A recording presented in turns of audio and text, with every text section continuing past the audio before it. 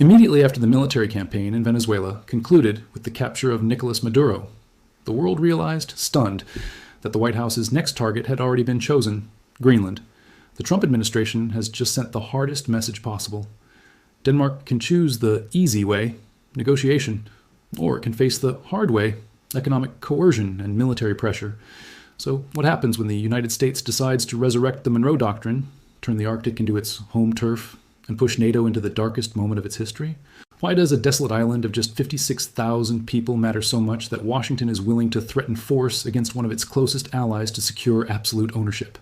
Hi, this is World Collapse Chronicles. Let's rewind for a second. Once upon a time, NATO was sacred, a gentleman's agreement with nukes behind it. Article 5, the Golden Rule: an attack on one is an attack on all. For 70 years, that phrase kept peace across continents. It was the alliance equivalent of mess with one of us, you mess with all of us. But here's the twist. What happens when the bully lives inside the alliance? Because right now, the United States is openly threatening to annex territory from Denmark. Yes, Denmark, the country known for Legos and liberalism. Not exactly a threat to global order. In public, Washington says it's about security. In private, it's about missile shields, rare earth minerals, and a frozen island the Pentagon calls an unsinkable aircraft carrier. And Denmark? Its prime minister made it crystal clear. If the US forces its hand, it's the end of NATO. Let that sink in. The world's most powerful military alliance could unravel, not because of Russia, not because of China, but because one member decided to invade the gift shop. So, the question is, why? Why Greenland? In this video, we're going to dissect the 8 cold-blooded reasons why the US wants it so badly it's willing to nuke a 75-year alliance to get it. And spoiler, the last reason is so dystopian, it makes Elon Musk look like your local librarian. Grab your winter jacket, your missile map, and your titanium wallet, because we're heading into the Arctic. First, the Great Thaw. The Arctic chessboard is unlocked. In geopolitics, geography is destiny. But what happens when geography itself begins to change? For centuries, the Arctic was a frozen wall at the roof of the world, an impenetrable barrier, little more than a footnote on the global map. But climate change is now redrawing that map in real time. As the ice caps retreat, the Arctic is transforming from a silent wasteland into a dynamic center of global competition. Data shows that since 1978, Arctic sea ice has shrunk by more than 12% per decade. This is not just an environmental story, it is a strategic earthquake. Look at the map. The Great Thaw is opening 2 new maritime superhighways: the Northern Sea Route along Russia's coast and the Northwest Passage through Canada. These routes can cut shipping times between Asia and Europe by weeks, bypassing traditional choke points like the Suez and Panama canals. They do more than save time. They have the power to reroute trillions of dollars in global trade, shifting economic power away from the old gatekeepers and handing it to whoever controls access to the Arctic. Vast, previously unreachable Arctic resources, from oil and gas to critical minerals, suddenly become accessible. For Greenland's younger generation, the world is opening up in a deeply paradoxical way. They are connected to the globe through the internet, yet their future is being decided in boardrooms thousands of kilometers away. The Arctic is being unlocked for the world, but not necessarily for the people born there. The Arctic is no longer a frozen fortress. It is a fluid chessboard, where every move carries enormous stakes, and Greenland is the queen. The island sits precisely at the intersection of the new sea lanes, like a massive toll booth, immovable in the newest and most fiercely contested ocean on Earth. On paper, Greenland is a toll station. But for those who live there, a more disturbing realization is setting in. The value of the land beneath their feet is rising faster than the value of their voices in global negotiations. When maps become valuable, the people on them often become secondary details. There was no referendum on opening the Arctic chessboard. No vote asked the people of Greenland whether they wanted to become the center of a global power struggle. The ice melts, the routes open, the great powers arrive, and the people who live there are informed last. But controlling shipping lanes is only the surface of the ambition. The real prize Washington seeks is total control over the unsinkable aircraft carrier lodged at this geopolitical throat, a steel fortress that would allow the United States to deploy the Golden Dome system, strangling any enemy nuclear missile strike at the moment it leaves the launch pad. Second, the unsinkable aircraft carrier, America's northern fortress. Imagine you're a guardian of the United States Space Force stationed at Patuxent Space Base. Your job is not to track tanks on the ground. It is to stare into the sky, searching for the faint thermal signature of a ballistic missile launched from half a world away. From your position, you can see over the curve of the planet itself, giving the United States its earliest and best possible warning of an incoming nuclear attack. It's a Tuesday. No gunfire, no explosions. But every shift at Pawtucket carries a chilling truth. You could be the first person on Earth to know that nuclear war has begun. Not hours in advance, not minutes, but seconds before the rest of the world even understands what is happening. This is not a forgotten Cold War relic. This is Pawtucket Space Base, the crown jewel of America's northern defense, and it serves two core missions: missile and space dominance. Pawtucket is a U.S. Space Force installation absolutely essential for early warning and missile defense, as well as space surveillance. It hosts the 12th Space Warning Squadron, operating ballistic missile early warning systems, and functions as a critical node in America's global satellite network. Next, control of the GIUK gap. Greenland is the G in the GIUK gap. Greenland, Iceland, United Kingdom. A strategic choke point. During the Cold War, it was the primary defensive line for tracking Soviet submarines entering the Atlantic. Today, it remains a key anti-submarine warfare bottleneck, monitoring Russian naval activity flowing out of Arctic bases. What makes Greenland dangerous is not just its power, it is its irreplaceability. There is no alternative location on Earth that can substitute for it. You cannot move the Arctic. You cannot build a second Greenland. As Walter Burbrick of the Naval War College has stated, whoever holds Greenland will control the Arctic. It is the most important strategic location in the Arctic, and possibly in the entire world. And here's the paradox. America's most critical military base for national survival is not located on U.S. soil. It sits on Greenland, territory belonging to the Kingdom of Denmark. Washington's ultimate security, therefore, depends on the sovereignty of a much smaller ally.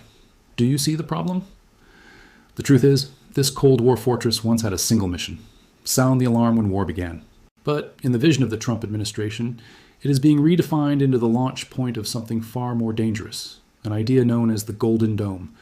And that is the unsettling mystery we will dismantle in the next section. Third, the Golden Dome illusion, Greenland as a science fiction shield. On January 27, 2025, President Trump signed an executive order launching one of the most ambitious and controversial defense projects in history, the Golden Dome. The plan calls for the construction of a multi-layered missile defense system designed to shield the entire United States from incoming ballistic, hypersonic, and cruise missiles. If that sounds familiar, it should. Observers immediately compared it to Reagan's Strategic Defense Initiative, better known as Star Wars. For decades, global stability rested on a brutal but effective logic. No one dared strike first because retaliation was guaranteed. A system like the Golden Dome is not merely defensive. It threatens to break that balance of fear, and for that reason alone, it alarms America's rivals more than any offensive weapon ever could. The vision is a shield composed of thousands of sensors and interceptors deployed in space, potentially even equipped with directed energy weapons capable of destroying missiles from their boost phase all the way to their final descent. It would mark the first time the United States permanently places weapons in orbit. The problem is simple. No missile defense system in history has ever worked perfectly. The Golden Dome demands absolute perfection. Let even a single missile slip through, and the cost is beyond imagination. So where does Greenland fit into this science fiction dream? The answer lies in a position no other country on Earth can replace. If you are an ordinary Greenlander, you will never be invited into this discussion. But if the Golden Dome fails, the sky above your head is where the world will discover that fact first. America's shield, therefore, is built not only on technology, but on the silence of people who were never given a choice. Why Greenland? Because the shortest path for a ballistic missile launch from Russia or China toward North America runs straight over the Arctic. Placing sensors and interceptors in Greenland allows the United States to detect and destroy those threats at their highest and most vulnerable point in flight. That also means this: if the shield fails, the first price will not be paid in Washington. America's shield is built on someone else's risk. A recent report by the Mitchell Institute for Aerospace Studies concluded that rebuilding Arctic defense infrastructure would be the key to making the Golden Dome viable. But building a planet-scale defense shield does not come cheap. The White House put forward a figure of $175 billion. The Congressional Budget Office, an independent, nonpartisan body, estimated the real cost at over $831 billion. After all, what is $1 trillion among friends when you are trying to build an invulnerable space shield? For Trump, the Golden Dome is not just a military project. It is a belief that America can stand above everyone else and not have to pay the price for it. But this shield is not designed solely to stop hypothetical missiles from so-called rogue states. When a great power believes it can neutralize retaliation, its adversaries have only one response: more weapons, faster weapons, and weapons harder to intercept. Ironically, a system marketed as defensive may become the catalyst for the most dangerous arms race since the Cold War. A multi-trillion-dollar challenge dropped directly at the feet of America's two great rivals. And the first dragon it awakens is standing right outside the door. Fourth, the dragon at the door, pushing China back. A central pillar of the Trump administration's foreign policy is what it calls a hemispheric defense strategy, a polite phrase for a very clear objective: pushing China out of America's backyard. The White House views the Arctic as an emerging battlefield in this new era of great power competition and is determined to confront Beijing's growing influence. Washington's goal is to systematically eliminate China's footprint from the North American Arctic. For years, China has been making moves in Greenland, courting the island as a partner in its so-called Polar Silk Road. From Beijing's perspective, this is not infiltration. China defines itself as a near-Arctic state, claiming a legitimate role in Arctic shipping routes, scientific research, and regional commerce. And it is precisely that sense of legitimacy that alarms Washington the most. Chinese companies have sought major investments in Greenland's airport infrastructure and, most critically, in the island's vast mineral resources. For Washington, this is completely unacceptable. A Chinese-financed port or mine in Greenland would not be just an economic deal. It would be a strategic foothold for a rival power only a few hundred miles from North America's coastline. For China, investment does not require soldiers. With enough debt, infrastructure, and long-term dependence, power emerges on its own. It is a slow, quiet form of influence, and one that is extremely difficult to reverse. The United States fears that commercial investments could serve as cover for intelligence collection, or even future military deployments. As analyst Elizabeth Buchanan has noted, Washington is now determined to increase its presence and project its weight on the Arctic front line. But America's deeper concern is not just Greenland. It is precedent. If China establishes a foothold here, the next question becomes, where else? What other pressure points within the North American strategic space might follow? This explains why the United States has blocked Chinese investment attempts and is applying maximum pressure to ensure Greenland remains firmly anchored in the Western camp. For Greenland, however, China is not only a threat, it is also a bargaining chip, a way to remind Washington and Copenhagen that they are not the island's only options. And it is precisely this ability to pivot that makes the situation more sensitive than ever. If you were Greenland, would you choose leverage or safety? Let me know below. But while Washington is still busy blocking China's every move, an older enemy, more familiar and more dangerous, has already begun to stir in that very same backyard. Fifth, the bear in the backyard, a new Cold War on ice. The Arctic is not a two-player chessboard. Russia, the largest Arctic nation on Earth, is remilitarizing its northern frontier at an alarming pace, creating a direct challenge to NATO's northern flank. As the ice melts, Russia is building new military bases and power plants across its Arctic territory. It is modernizing the Northern Fleet, including a formidable force of nuclear-powered submarines and icebreakers. For Russia, the Arctic is not just another front. It is the backbone of its nuclear survival. A large share of Russia's ballistic missile submarines operate from Arctic bases, hiding beneath the ice where they are nearly impossible to detect. If that ice disappears, Russia must replace it with military force. And this is not merely a defensive posture. Russia is actively cooperating with China to develop Arctic shipping routes, forming a new energy corridor that channels Russian oil and gas to Asia, bypassing Western sanctions and control. As Moscow's influence contracts in Europe, the Middle East, and other regions, the Arctic remains one of the few arenas where it still holds a decisive advantage. It is a space where Russia possesses geography, infrastructure, and experience that no rival can quickly replicate. Moscow has made its intentions clear. Speaking at the International Arctic Forum, Vladimir Putin declared that Russia would respond appropriately by strengthening its military capabilities and modernizing military infrastructure. From the Pentagon's perspective, this is a nightmare scenario, a Russia-China axis controlling strategic and economic leverage in the high north. Greenland, positioned between Moscow and Washington, becomes an indispensable strategic buffer against this rising threat. But from Moscow's point of view, Greenland looks like the opposite, a knife pressed against the throat of Russia's nuclear deterrent. And history shows that Russia rarely accepts living with knives that close. Consider the irony. As the ice caps melt due to global warming, a phenomenon the Trump administration is famously skeptical of, that very melting is now fueling a new arms race at the top of the world.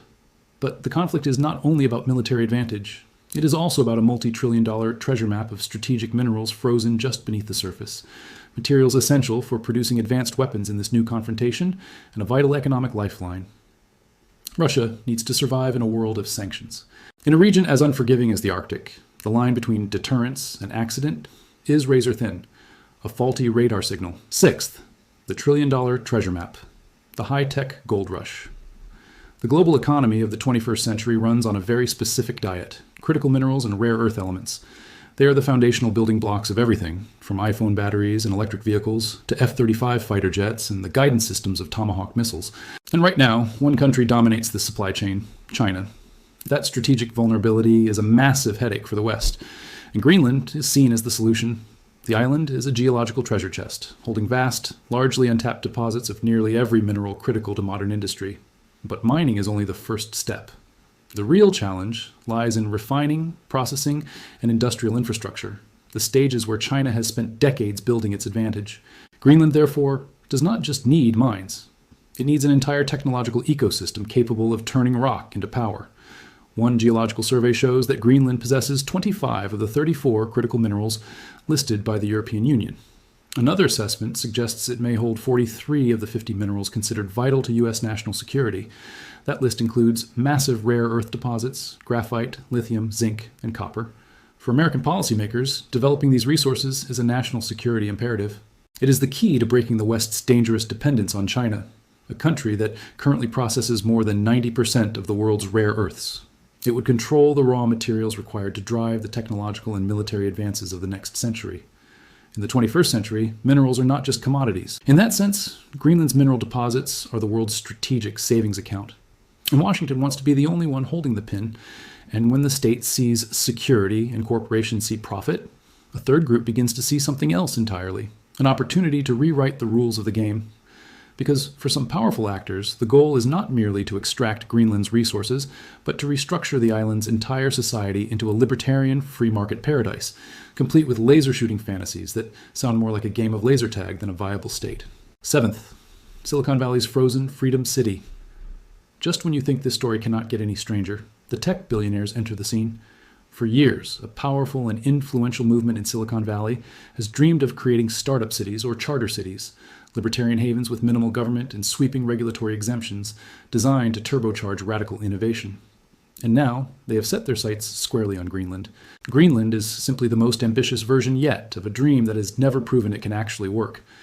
Figures such as Peter Thiel, PayPal co-founder, and Ken Howery, Trump's nominee for U.S. ambassador to Denmark, are reported to have quietly promoted Greenland as the perfect location for a freedom city with minimal corporate regulation. In models like this, the real question is not whether laws exist, but who writes them and who they serve. According to reports, their vision includes a futuristic hub for artificial intelligence, autonomous vehicles, space launches, and small modular nuclear reactors. Greenland's remoteness and tiny population make it appear like an ideal blank slate, while its frigid climate makes it, quite literally, the best place in the world for data centers, which require enormous amounts of energy for cooling.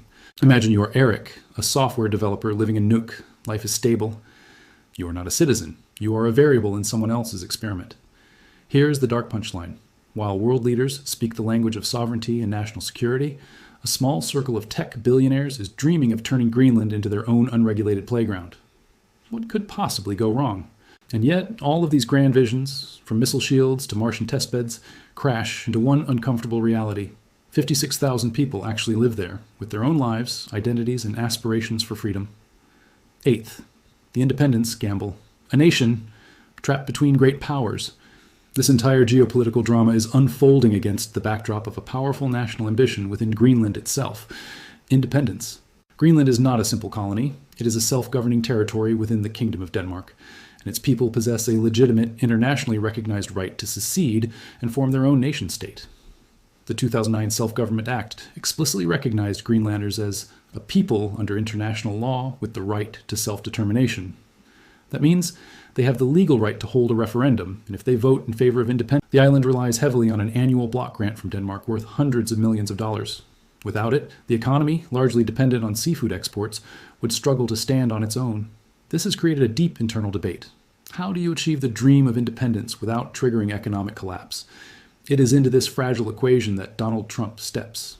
His aggressive pressure and rhetoric about taking control are dangerous, but they also hand Greenland an enormous source of leverage. The government in Nuuk can now place the world's sole superpower in direct counterbalance to its former colonial ruler. U.S. interest can be used to demand more from Denmark or to attract the American investment necessary to make independence a viable reality. As the law itself makes clear, independence for Greenland means that Greenland assumes sovereignty over the territory of Greenland. But sovereignty under whose protection? Looking at this story, one familiar pattern from history becomes impossible to ignore. Small nations are rarely asked whether they want to become the center of the world. They're only asked after the world has already decided that the land they inhabit has become too important to ignore. And so, as the world's great powers circle ever closer, Greenland stands at a historic crossroads, forced to confront a question that will not only shape its own future, but may also define the future of the entire Western alliance. Now let's connect the dots into a single chain of cause and effect. Climate change has done what no great power ever managed to do. It has unlocked the Arctic chessboard. As the ice melts, what was once a worthless fringe of the global map suddenly becomes a new center of power. And at the very heart of that transformation lies Greenland, a land whose raw geographic and military value is now more important than ever. That value is rapidly amplified by the Pentagon's Golden Dome vision, a direct response to China's rising power and to a Russia that is reasserting itself militarily in the Arctic. At the same time, this very land contains trillions of dollars worth of critical mineral resources, the raw materials needed to fuel Western technology, industry, and military power in the century ahead. When national security collides with geoeconomics, Greenland does not just attract governments, it also attracts utopian and sometimes dangerous dreams from Silicon Valley billionaires, who see the island as a blank slate on which to rewrite the rules of modern society. And the detonator that makes this entire powder keg even more unstable? Greenland's own drive for independence. A small nation, with a right to self-determination recognized under international law, now holds a rare form of leverage, the ability to pit all the world's giants against one another. The convergence of climate change, military strategy, resources, technology, and national ambition has pushed us to the edge, where only two radically different futures remain. Future A, the fracturing of NATO. In this timeline, the United States continues its pressure campaign. Whether through a coerced purchase, political annexation, or even direct military action, Washington imposes control over Greenland. Such a move would shatter NATO's foundational principle. The credibility of Article 5 would collapse overnight. This scenario would validate the warning once issued by French President Emmanuel Macron, who feared a new world order governed by the law of the strongest. The result would be a deeply divided West, an era of mistrust, fragmentation, and strategic paralysis. Future B, an Arctic partnership. In the more optimistic scenario, Washington pulls back from its threats. Recognizing that alliance cohesion is its greatest asset, the United States instead builds a deeper three-way security and economic partnership. It forges a unified Western front in the Arctic, strengthens NATO's northern flank, and establishes a cooperative framework for everything, from resource development to defense. It would be a messy, complex diplomatic road. But it is the path that preserves an alliance that has kept the peace for 3/4 of a century. The story of Greenland is a harsh reminder of a timeless geopolitical lesson. Success is not permanent. Alliances are not guaranteed. And in geopolitics, the map you learned in school was never truly finished. If the idea of one ally threatening to swallow another sounds like something out of a history book, good. That means you understand just how close we are to repeating mistakes we once swore we would never make again. But Greenland is not the only neighbor feeling the heat of America's hemispheric defense strategy. In the next video, we will explore the shocking reasons why Trump once suggested that Canada could become the 51st state. If you learned something from this deep dive, do me a favor and hit the like button. Don't forget to subscribe and turn on notifications so you don't miss the next investigation into the future of North America. Now I want to hear from you. Leave a comment below. What do you think is the real #1 reason the United States is pushing so hard on Greenland? And be honest, which future are we heading toward? Fracture or partnership? I read as many as I can. This video assembles confirmed events, official statements, and expert analysis to reconstruct the geopolitical picture forming around Greenland. I'll see you in the next one.